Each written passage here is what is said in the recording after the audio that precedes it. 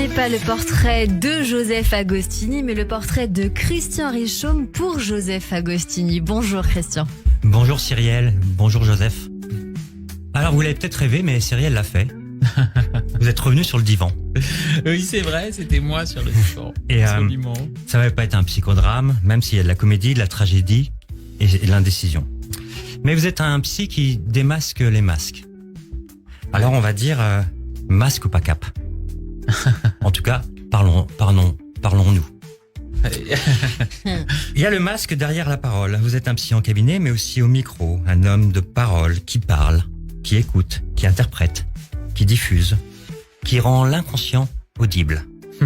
Qui ne met pas les gens dans les cases, mais sous les projecteurs.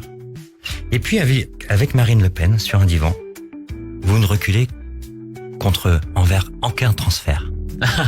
Oui. Il y a le masque, le prénom et le moi. Là, on retrouve votre indécision. De Marine à Kevin, il y a un Joseph maintenant. C'est une identité qui est vue à travers un prisme. On peut dire que le prénom est un symptôme. Le nom est une fiction. L'identité est un théâtre intérieur. Et puis, sommes-nous, comme l'a dit Cyrielle, le fruit d'un désir ou une histoire non choisie avec ce prénom?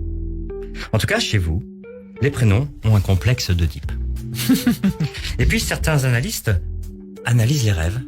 Vous analysez les rêves qu'on peut avoir à partir de notre prénom. Il y a le masque de scène, où là on retrouve la tragédie et la comédie, puisque vous êtes un homme de scène qui écrit des pièces et qui m'enseigne les névroses.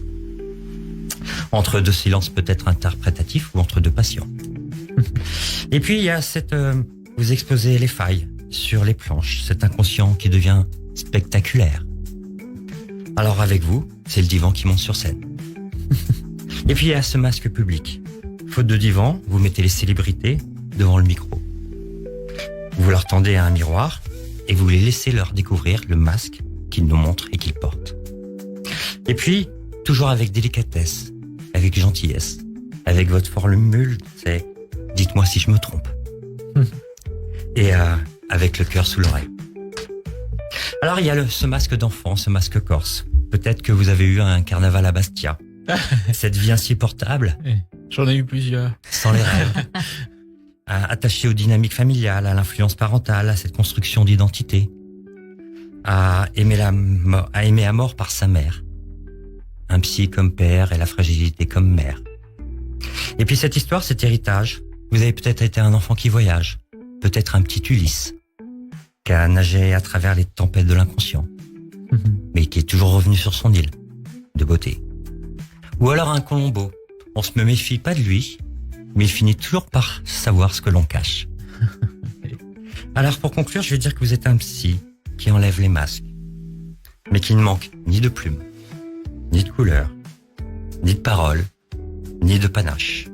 D'ailleurs, avec vous, notre prénom devient une exploration de notre inconscient. Et le tout, toujours avec une bonne formule et une bonne question. C'est mieux que ChatGPT quand même.